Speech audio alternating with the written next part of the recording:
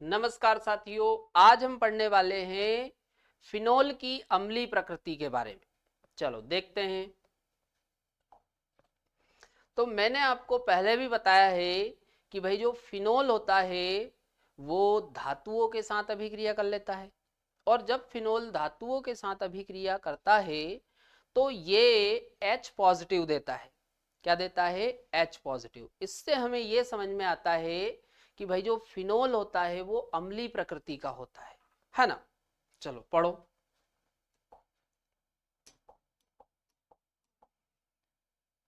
Phenol की धातुओं तथा सोडियम हाइड्रोक्साइड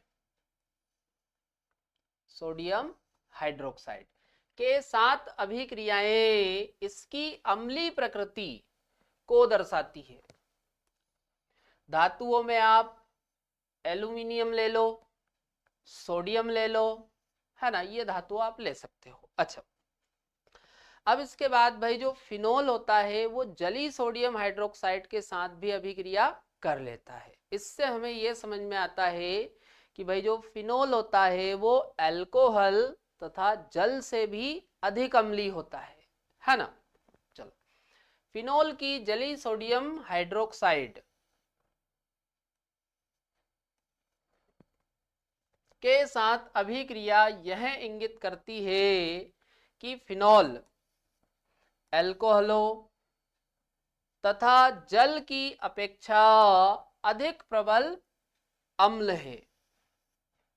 चलो, तो यहां पर यदि हम फिनोल, वाटर और अल्कोहल में अम्लीयता का ऑर्डर देखें तो सबसे ज्यादा अम्लीय कौन होता है? फिनोल।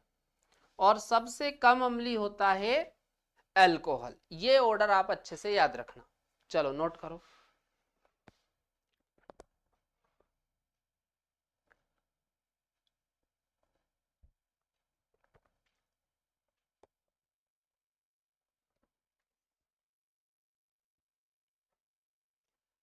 चलो कल्याण नोट। चलो आगे देखो। अब यहां पर अपन समझते हैं कि अल्कोहल, वाटर और फिनोल की एसिडिटी को कैसे कंपेयर करना है ना। भाई ऑर्डर तो मैंने आपको बता दिया, याद रखना। बाकी यहां से भी देखो।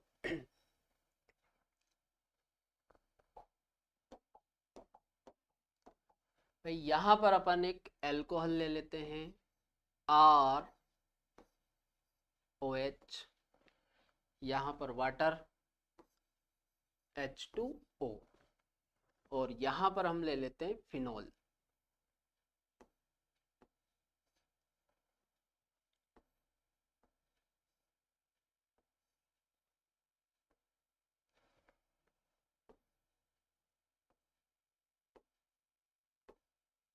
OH, है ना। तो भाई इनसे अपन H पॉजिटिव निकाल देते हैं। क्या निकालते हैं? H positive.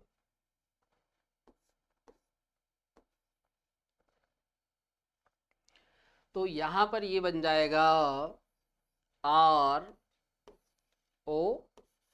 माइनस। यहां पर देखो,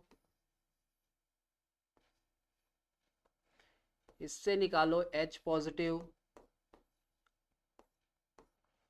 तो ये बन जाएगा OH माइनस। यहां से निकालो आप H पॉजिटिव,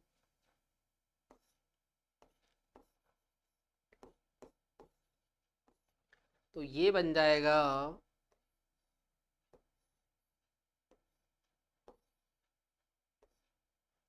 O माइनस, है ना। तो भाई किसी भी एसिड में से जब आप H पॉजिटिव निकाल देते हो तो जो बचा हुआ भाग होता है उसे हम बोलते हैं कॉन्जुगेट बेस। क्या बोलेंगे? Conjugate base. जैसे इधर देखो, ये क्या है? एसिड।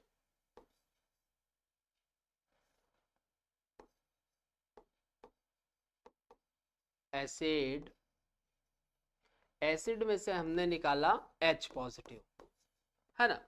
तो जो बचा हुआ भाग होता है उसे हम बोलते हैं कॉन्जुगेट बेस। क्या बोलते हैं? Conjugate base. तो भाई ये जो बने हुए ये हैं कॉन्जुगेट बेस, है ना।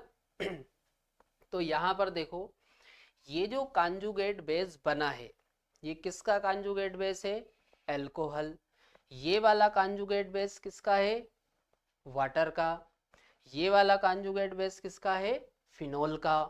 चलो अब यहां पर हमें देखना है कि भाई कौन सा कॉन्जुगेट बेस ज्यादा स्थायी है।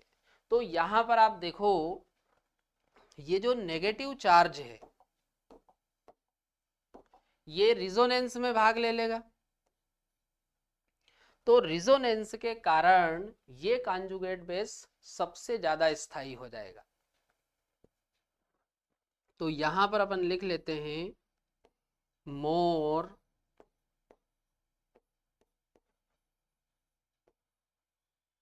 Stable conjugate base.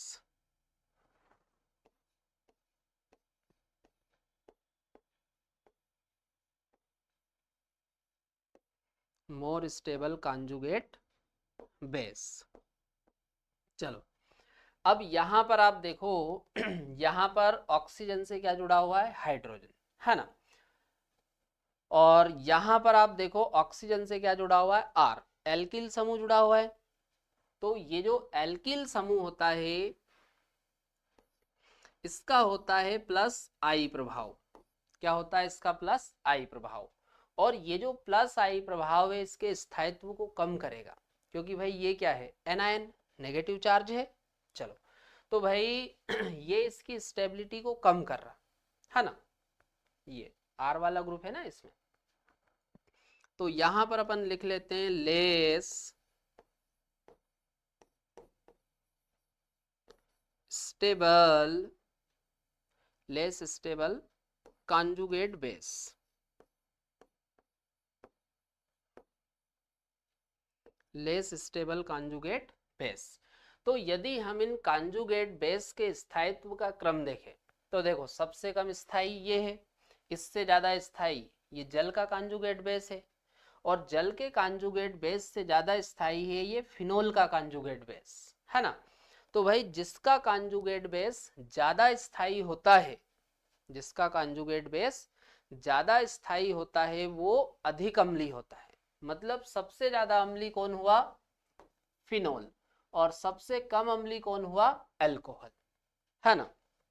चलो तो या तो आपको नाम दे देगा या फिर सूत्र दे देगा,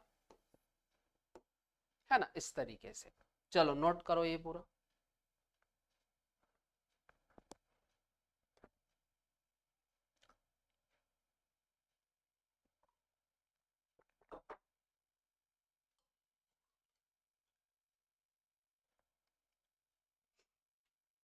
चलो कर लिया नोट, अगला देखो। चलो अब यहां पर आप लोग ये ध्यान रखना अच्छे से कि भाई अल्कोहल और वाटर में ज्यादा अम्लीय होता है वाटर, पर मेथेनॉल और वाटर में हम देखें तो ज्यादा अम्लीय होता है मेथेनॉल। ये बात अच्छे से ध्यान रखना, है ना। ये इनके सूत्र देखो, जब भी क्वेश्चन आएगा तो या तो आपको नाम दिए जाएंगे या फिर उनके सूत्र दिए जाएंगे, तो आप हिसाब से लगा लेना, है ना। चलो अब एसिडिटी का कंसेप्ट हम देखते हैं। चलो इधर देखो,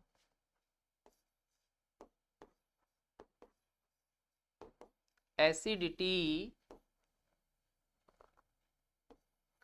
समानुपाती होती है माइनस एम के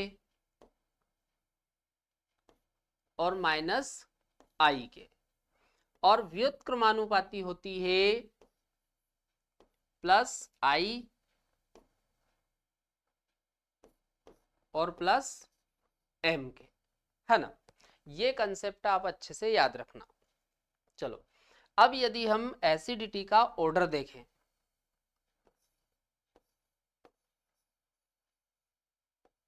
ऑर्डर ऑफ एसिडिटी,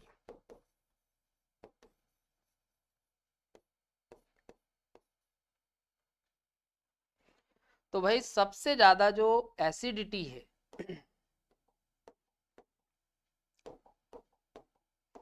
सबसे ज्यादा एसिडिटी जो है वो -m वाले ग्रुप की होती है। भाई जिस यौगिक में -m वाला ग्रुप लगा हुआ है उसकी एसिडिटी सबसे ज्यादा होगी, है ना। फिर इससे कम -I वाले की, और इससे कम आ जाएगा 0, मतलब जिसमें कोई ग्रुप नहीं लगा हुआ है ना। ये हम देखेंगे आगे और अच्छे से।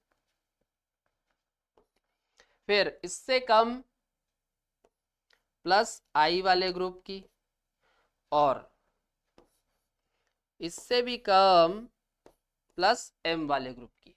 मतलब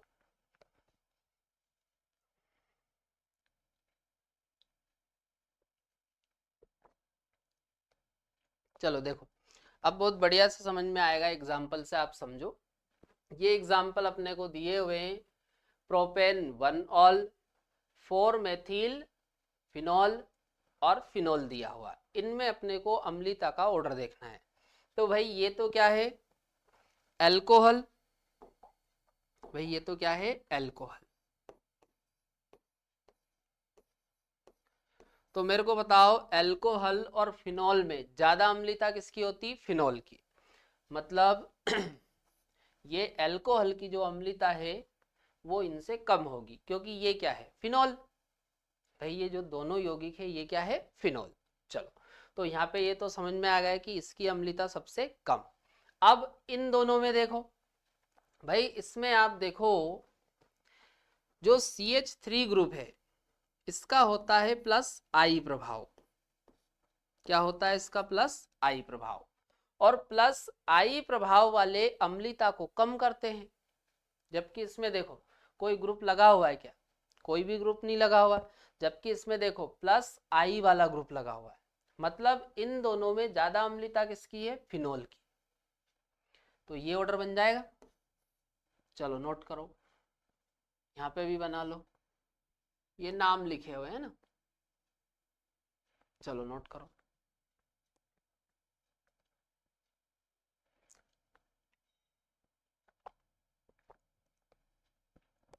चलो अगला देखो।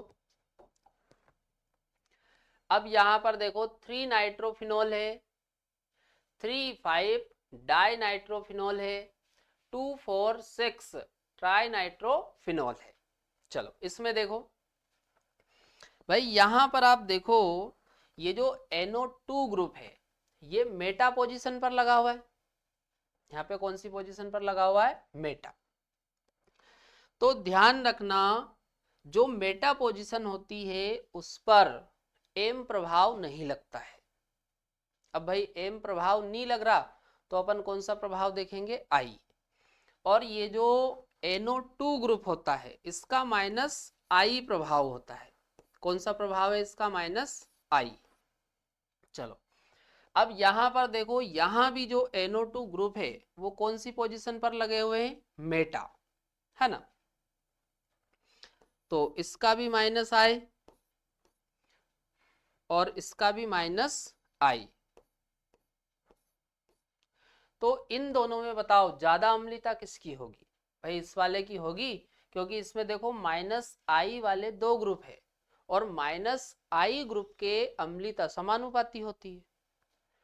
तो इन दोनों में ज्यादा अम्लीता किसकी होगी, इस वाले की। क्यों, क्योंकि इसमें आप देखो ये 2 -I वाले ग्रुप लगे हुए।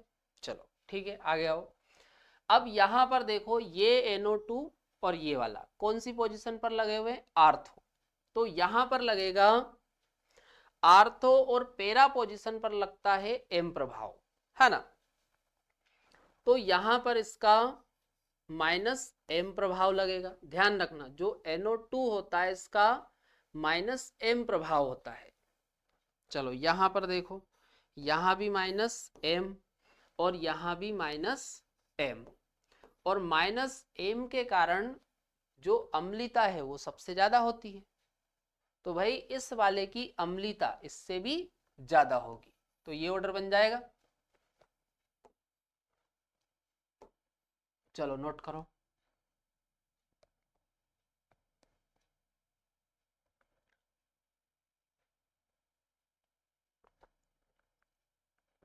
चलो अगला देखो। अब यहां पर देखो मेटाक्रिसोल, पेराक्रिसोल, आर्थोक्रिसोल और एथेनॉल। तो भाई ये तो क्या है, एथेनॉल एल्कोहल, एल्कोहल। तो भाई इसकी अम्लता तो सबसे कम हो जाएगी। चलो अब यहां पर आप देखो ये जो CH3 है, CH3 का प्लस आई प्रभाव होता है। CH3 का कौन सा प्रभाव होता है, प्लस आई प्रभाव। तो इसका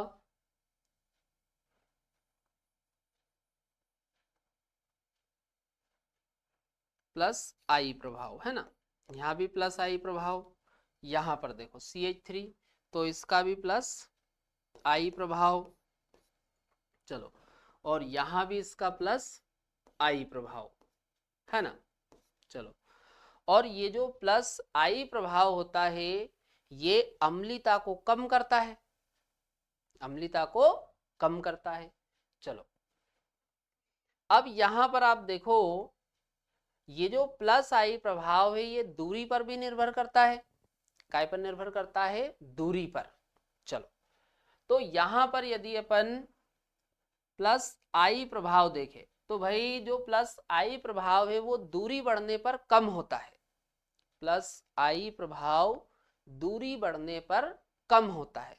तो यहां पर देखो ये पास में है, मतलब यहां पर अपन लिख सकते हैं मोर प्लस आई है ना। और यहां पर आप देखो ये सबसे दूर आ गया भाई, ये आप देखो सबसे दूर, तो यहां पर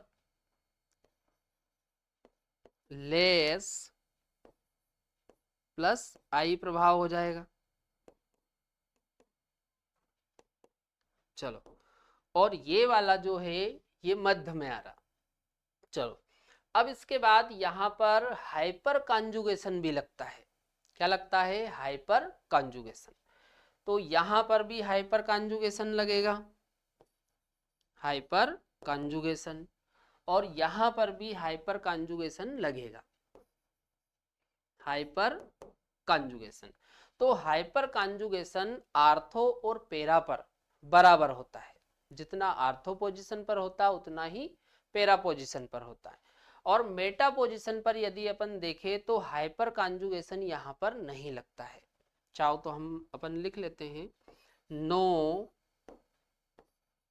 हाइपर कॉन्जुगेशन,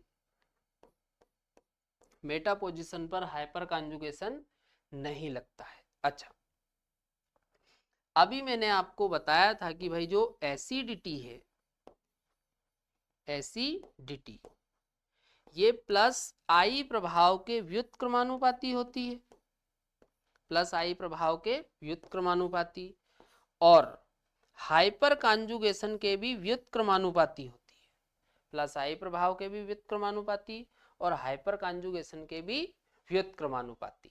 तो यहां पर आप देखो भाई इसमें आप देखो यहाँ भी हाइपर कॉन्जुगेशन लग रहा है, यहाँ भी हाइपर कॉन्जुगेशन लग रहा, पर यहाँ पर देखो हाइपर कॉन्जुगेशन है क्या, यहाँ पर हाइपर कॉन्जुगेशन नहीं है।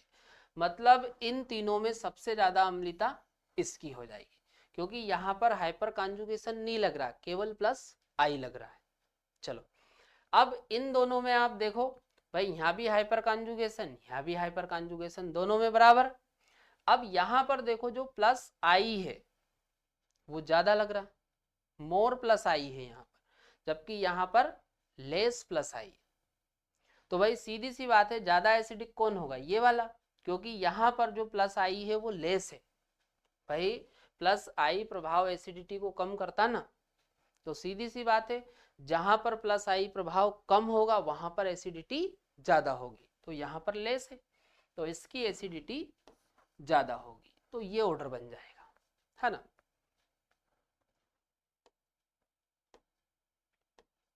चलो नोट करो ये।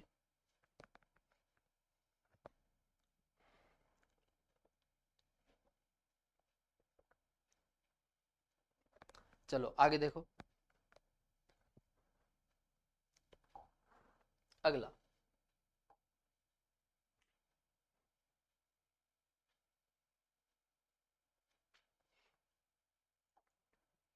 यहाँ पर पैरानाइट्रोफिनॉल, आर्थोनाइट्रोफिनॉल, मेटानाइट्रोफिनॉल और फिनॉल दिया हुआ है, ठीक है। तो यहाँ पर देखो ये जो NO2 ग्रुप है ये आर्थो पोजीशन पर लगा हुआ, पैरा पे है, मेटा पर भी है ना। चलो देखते हैं, इसी से चालू करते हैं। तो भाई यहाँ पर देखो NO2 जो ग्रुप है इसका -M प्रभाव होता है, भाई रिंग से जुड़ा हुआ है। किससे जुड़ा हुआ है? रिंग से। भाई ये रिंग से जुड़ा ना, तो इसका -M प्रभाव। चलो यहां पर देखो, यहां भी -M प्रभाव,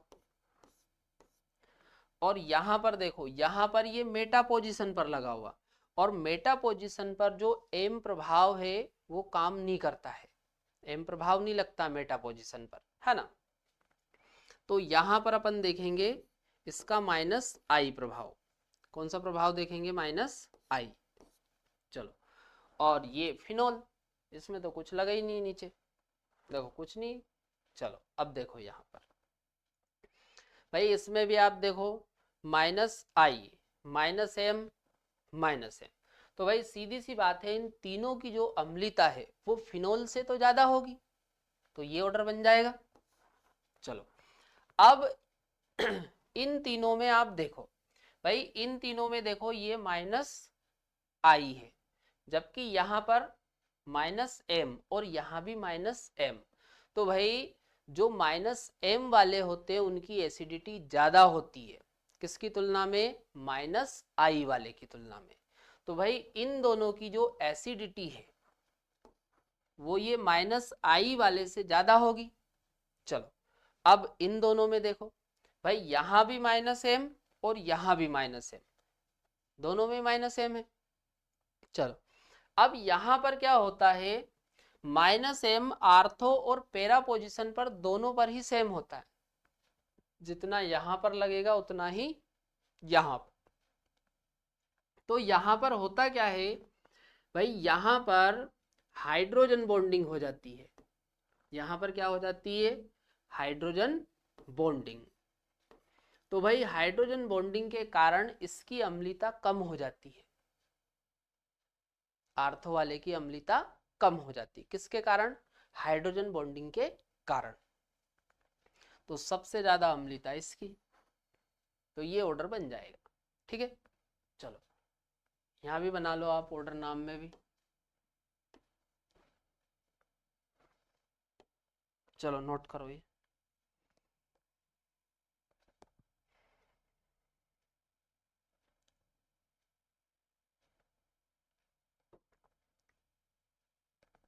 कर लिया नोट? चलो अगला देखो, अब हम अगला देखने वाले हैं एस्टरीकरण। चलो इसे देखते हैं। तो भाई एस्टरीकरण का मतलब होता है एस्टर का निर्माण। एस्टरीकरण का मतलब क्या होता है? एस्टर का निर्माण। चलो यहां पर आप देखो ये AR का मतलब क्या होता है? एरोमेटिक रिंग, मतलब ये क्या है? फिनॉल। ध्यान रखना AR का मतलब क्या है? Aromatic ring. तो ये क्या हुआ? फिनॉल, है ना। तो आप फिनॉल ले लो या अल्कोहल। भाई ये क्या है? अल्कोहल। तो यहां पर फिनॉल या अल्कोहल की अभिक्रिया आप किसके साथ करवा रहे हो? कार्बोक्सिलिक एसिड के साथ। किसके साथ करवा रहे हैं? Carboxylic acid. तो यहां पर देखो आप, इस तरीके से बॉन्ड टूटेगा, और अल्कोहल और फिनॉल की हम बात करें तो यहां पर बॉन्ड टूटेगा ऑक्सीजन और हाइड्रोजन के बीच से।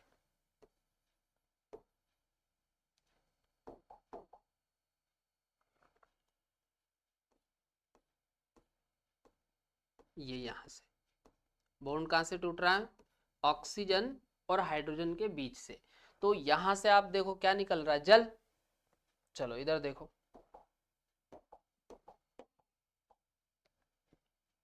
तो AR/R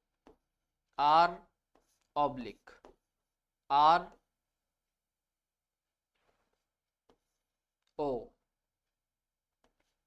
C double bond O और ये R।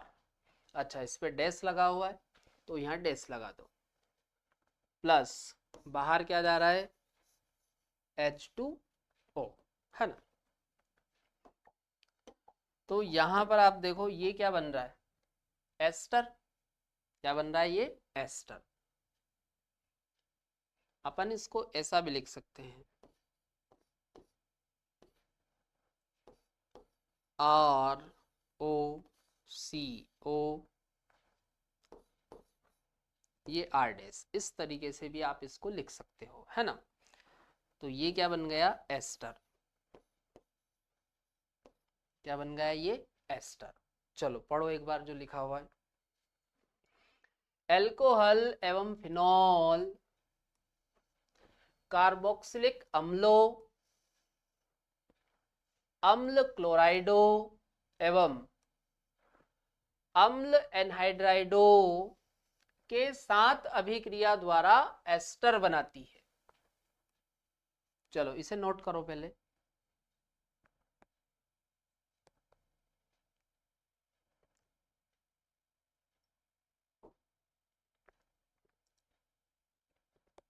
चलो कर लिया नोट।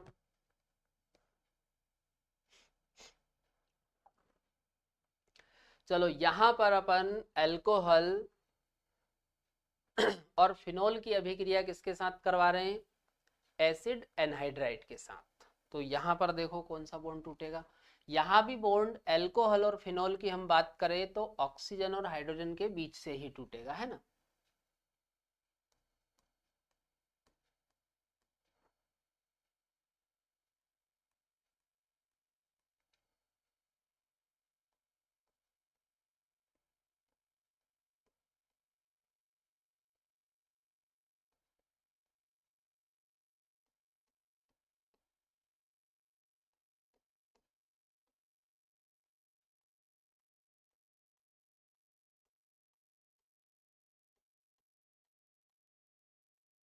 ये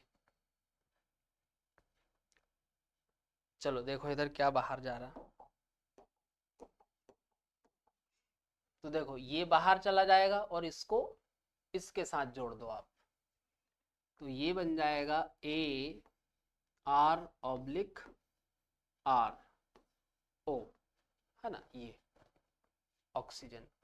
और अब यहां से ये जुड़ जाएगा ये कार्बन, तो C डबल बॉन्ड O और ये इधर आ जाएगा R डैश, ये वाला डैश लगा। चलो आगे देखो, plus R dash C double O H, है ना, ये RCOOH। तो ये देखो, है ना। तो ये क्या बन गया हमारा, एस्टर।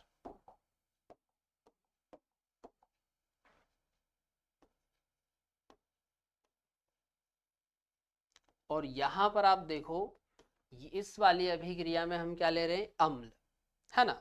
और ये अभिक्रिया देखो दोनों दिशा में चल रही है, अग्र दिशा में भी और पश्च दिशा में भी। इसी प्रकार यहां पर भी देखो ये वाली अभिक्रिया भी दोनों दिशा में चल रही है ना। चलो आगे देखो, अब अगली अभिक्रिया अपन करवाते हैं एसिड क्लोराइड के साथ। किसके साथ करवाते हैं, एसिड क्लोराइड के साथ। तो यहां पर आपको क्या लेना पड़ेगा, प्रीडीन। ध्यान रखना यहां पर आपको क्या लेना पड़ेगा, प्रीडीन। और प्रीडीन क्या होता है, क्षार। तो यहां पर ये यहां से बॉन्ड टूटेगा,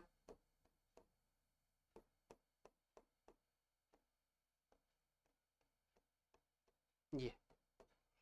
और अल्कोहल फिनोल की बात करें तो ऑक्सीजन और हाइड्रोजन के बीच से बंध टूटेगा। अब इधर देखो,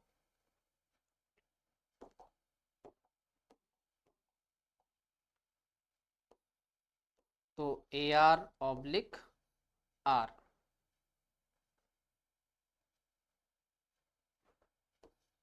O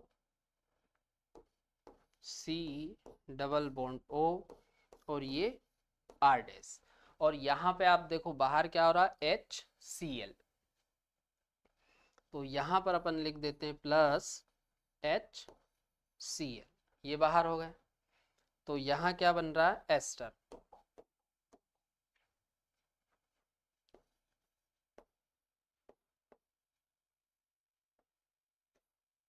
चलो नोट करो ये।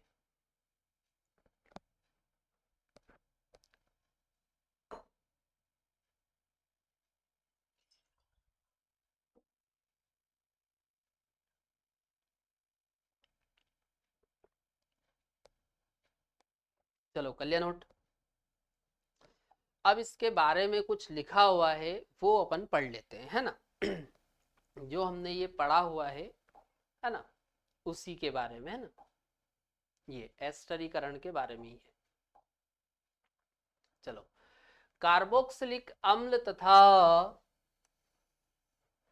अम्ल एनहाइड्राइड की अभिक्रिया सांद्र सल्फ्यूरिक अम्ल की कुछ मात्रा की उपस्थिति में संपन्न होती है। यह अभिक्रिया उत्क्रमणी, उत्क्रमणी से मतलब है दोनों दिशाओं में चलने वाली, है ना, होती है। अतः इसमें बने जल को तुरंत निष्कासित कर दिया जाता है। अगला पढ़ो।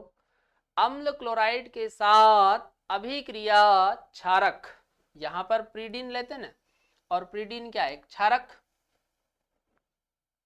की उपस्थिति में की जाती है, जिससे कि अभिक्रिया से बने HCl को उदासीन किया जा सके।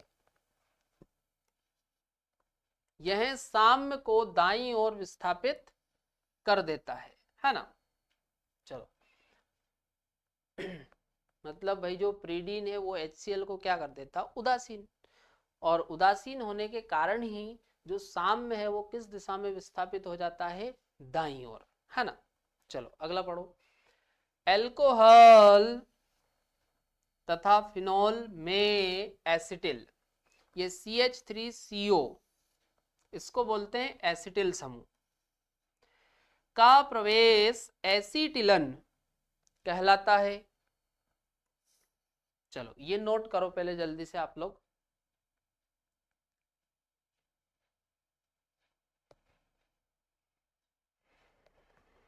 चलो देखो अगला। अब यहां पर अपन सैलिसिलिक एसिड की अभिक्रिया करवाते हैं एसिड एनहाइड्राइड के साथ, है ना। तो देखते हैं क्या बनता है यहां पर। ये यहां से बॉन्ड टूटेगा,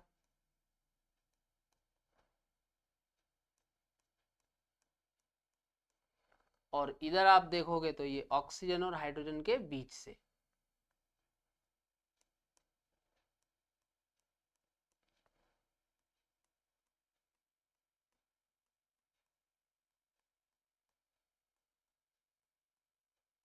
ये, और यहां भी आपको क्या लेना पड़ेगा, अम्ल। ये H पॉजिटिव लिखा ना एरो।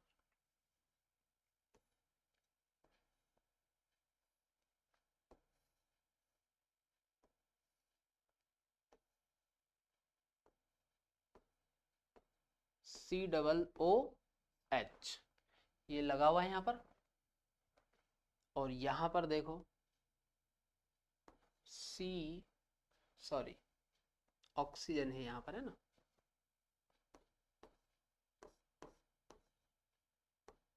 और ये CH3, भाई ये वाला ग्रुप आप देखो, ये इससे ऑक्सीजन से जाके जुड़ जाएगा,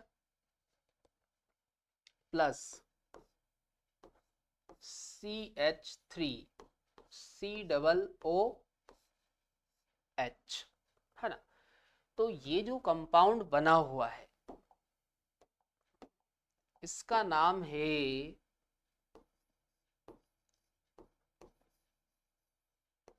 एसिटिल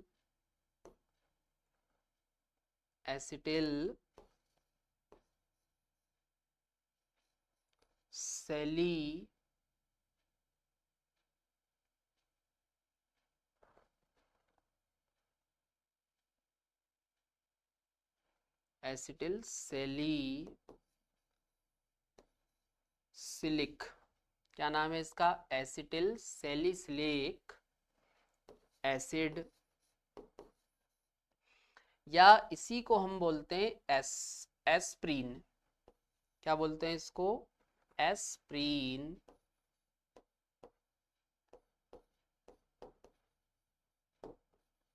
क्या बोलते हैं? एस्प्रीन। चलो पढ़ लो एक बार। एस्प्रीन सैलिसिलिक अम्ल के एसिटिलन से प्राप्त होती है। अच्छा, ये जो एस्प्रीन होती है ये पीड़ाहारी होती है। क्या है ये? पीड़ाहारी। पीड़ा मतलब दर्द, पीड़ा मतलब दर्द, ये पीड़ा को कम करती है ना। शोथनाशी मतलब ये शोथ को भी कम करती है। अगला ज्वरनाशी मतलब ये ज्वर को भी कम करता है ना। तो पीड़ाहारी, शोथनाशी और ज्वर नासी गुण होते हैं इसमें। चलो नोट करो ये।